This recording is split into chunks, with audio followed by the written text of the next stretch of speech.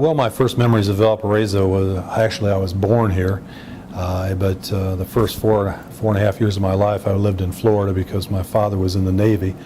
But we moved back to Valparaiso when I was about 5 years old, and so I've been pretty much on and off a Valparaiso resident ever since then. My first memories of Valparaiso basketball are about at age 8 years old.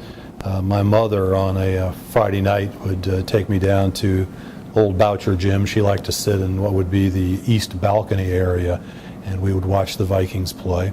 My father at that time had begun a refereeing career, which would later end up in the Big Ten. So a lot of his time he was gone on Fridays and Saturdays, blowing the whistle here and there. But I started as a Viking fan, and then by the time I was 9 or 10 years old, I was following my father across the state of Indiana, and by the time I was probably 11 or 12, I'd been to Muncie Central, Lafayette, Jeff, South Bend Central, East Chicago, not to mention Boone Grove versus Washington. And so Indiana high school basketball really started in my mind, and Valpo Viking basketball started in my mind at a very, very young age.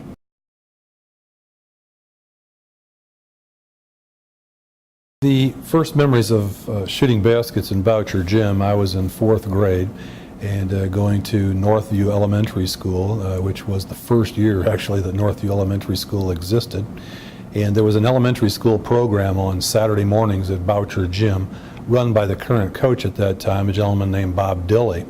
And it was for 5th and 6th graders, but in 4th grade I went down there and just kind of stood along the side hoping a ball would roll over and you could take a couple quick shots between games at the side baskets. I was one of those guys that if you're running the program you can't stand because they're always in the way, trying to shoot a basket here and there. But Coach Dilley knew who I was, and one Saturday morning one of the teams, I believe it was Flint Lake's 5th grade team, only had 4 players show up. And so he pointed at me and said, Collins, get in here and you're going to play for this team. So I immediately ran out on the floor with 4 strangers. I didn't know them, they didn't know me. And the opening tip came to Skip Collins, who grabbed it, took about 4 dribbles to the top of the key and launched a long grunting shot which swished through the basket at the wrong end of the floor.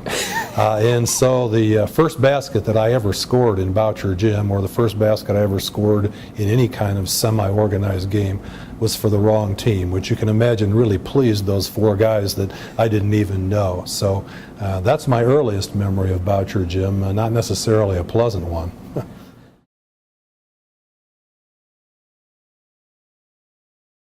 I wanted to be a Viking from the first moment that I saw those green and white uniforms run out on the floor. And I remember some of the early heroes that I had, of a Mick Simeon or a Bill Hendricks or Fred Doling, who was a phenomenal 3-sport athlete here at Valparaiso High School. Guys that I looked at that I thought, boy, one of these days I want to be out there. And then when Virgil Sweet came in the 1954, I believe, then the program started to be successful and everybody wanted to be a part of it for a little while.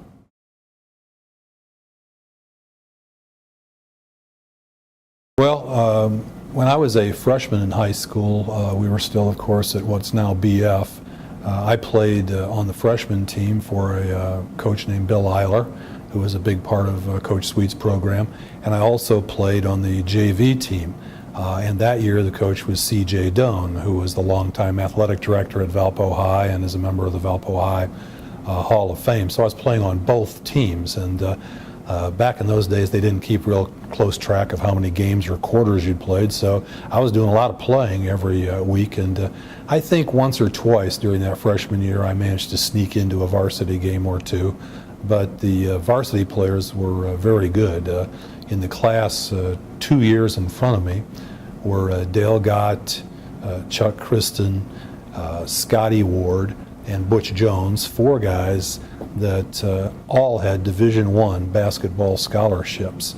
And 1 year ahead of me was a guy named John Wurstel, who had a Division I scholarship to Purdue. So there wasn't a whole lot of playing time in those days for young freshmen, because those guys were very good, and they were the first really successful team that Coach Sweet had. They won, I think, 40 games during their junior and senior years, and that's when the program went from poor to average to good at that point.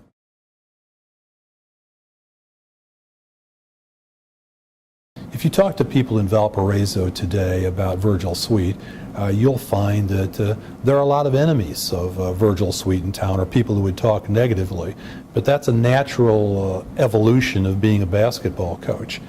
In football, if 100 guys come out, you keep 100 guys and put 100 helmets out there and they all stand on the sideline. But in basketball, if 100 guys come out, you have 12 uniforms and you cut 88 of them. All of who have mom and dads, uncles and aunts, brothers and sisters and friends, and so every person you cut turns into a couple of hundred of semi-enemies here and there. And so if you're going to coach in a place for 20 years, you're going to build up quite a percentage of the population that thinks that you're maybe not as smart as you think you are. But you can counter that by saying that all throughout this state of Indiana, the basketball coaches, starting with Virgil Sweet here, they're quite respected when you get away from here. So it's a two-edged sword in a slight way there.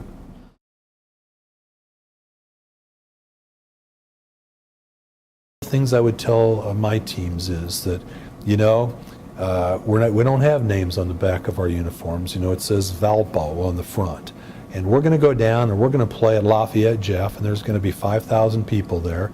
And of those 5,000 people, about 25 of them have ever been to Valparaiso. They know nothing about Valparaiso.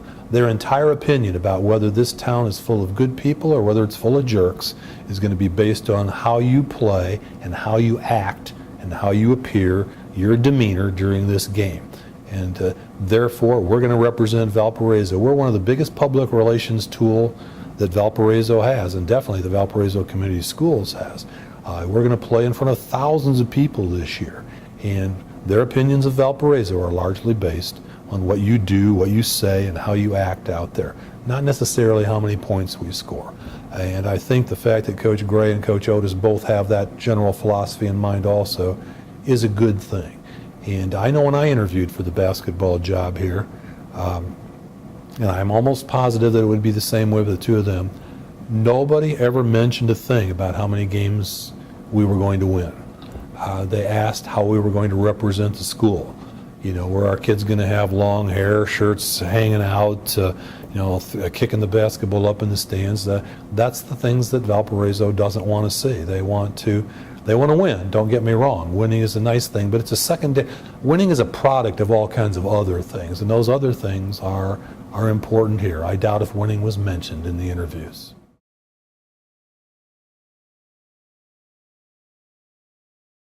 Valparaiso has offered me a chance right from the very start, right from the time that Bob Dilley gave me a chance to be the fifth man on the Flint Lake team and make a basket in the wrong end. It's offered me a chance. It's offered me a chance at a great education. When I was going through it, I had no concept of the fact that my little elementary, middle school, and high school education was as good as you're going to get in the state of Indiana, but I know it was now.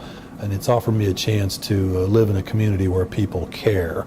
It offered me a chance to live in a community where my children, when they grew up here, could go to the park and play and come back for lunch at noon. And I was never fearful that their pictures might be on milk cartons after that. It's a community that has cared really about almost every facet of social and economic life.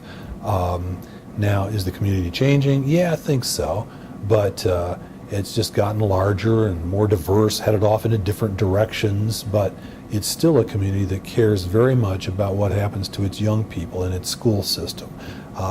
You don't find very many communities, I think, when you read the real estate ads, that you go through and you read this house, this house, this house, and then about every third one it'll say Valparaiso schools. So, the realtors know that the Valparaiso schools are offering a selling point even for housing. And so this community has been very good to me. It offered me a chance to come back. It offered me good bosses. And I don't think you can go wrong in Valparaiso. Valparaiso life is a good thing.